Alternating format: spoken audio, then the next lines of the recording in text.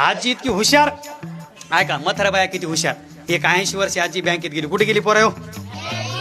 जमलं गड्या. बँकेत गेली आणि हातामध्ये थैली होती खताची, केसही चकलेले, लुगडं फाटलेले आणि बँकेमध्ये गेली. बँकेमध्ये गेले ते मॅनेजर मला, आजी व्हा बँकेच्या बाहेर, इथं 10 रुपये भेटत नाहीत.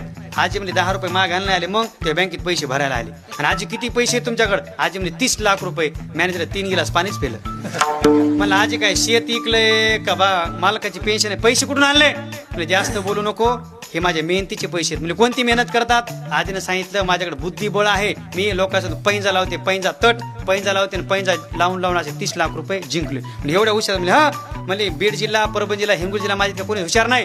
आणि ते मॅनेजर मला माझं पैंज लावता का? म्हणजे तुझ्यासोबत केवढ्यानं? म्हणजे 1-1 लाख रुपये. म्हणजे काय कोणती पैज? आजीने सांगितलं 1 लाखाची पैंज तुझ्यासोबत. मॅनेजर त्या डोक्यावर जे केस आहेत ना, केस हे काय ओरिजिनल नाहीत, हे डुप्लिकेट आहे. तो मुंबईचा टोप बसवलेला आहे. ते मला ओरिजिनल आहे. म्हातारे काय 50 पैसे संपले काय? आजी ओरिजिनल आहेत म्हणजे डुप्लिकेट, ओरिजिनल डुप्लिकेट. 1-1 लाखाची पैंज लागली. आजी म्हणजे उद्या 11 वाजता येते आणि सिद्ध करून दाखवते की तुझ्या डोक्यावरले कसे कसे डुप्लिकेट. म्हणजे काय हरकत नाही. 1 लाखाची पैंज लावली. 11 वाजता आजी त्या बँकेमध्ये वकील घेऊन गेली. परभणी जिल्ह्यातला 1 नंबर वकील. असं वकिलाला उभा केलं. मॅनेजर इथं उभा केला. वकील साहेब, ह्या मॅनेजर केस डुप्लिकेट आहेत. मॅनेजर म्हणला, वकील साहेब ओरिजिनल आहेत, डुप्लिकेट ओरिजिनल. म्हणली आजी म्हणली मला असे लुचून बघू दे, उपटून बघू दे. ते मला काय करून बघा. 1 लाख रुपयाचा प्रश्न होता ना.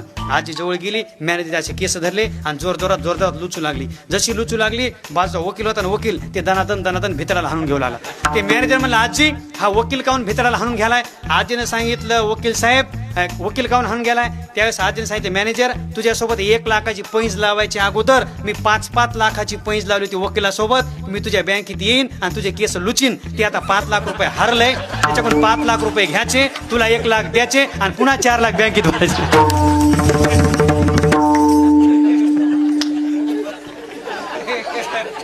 म्हातारीनं 34 लाख बँकेत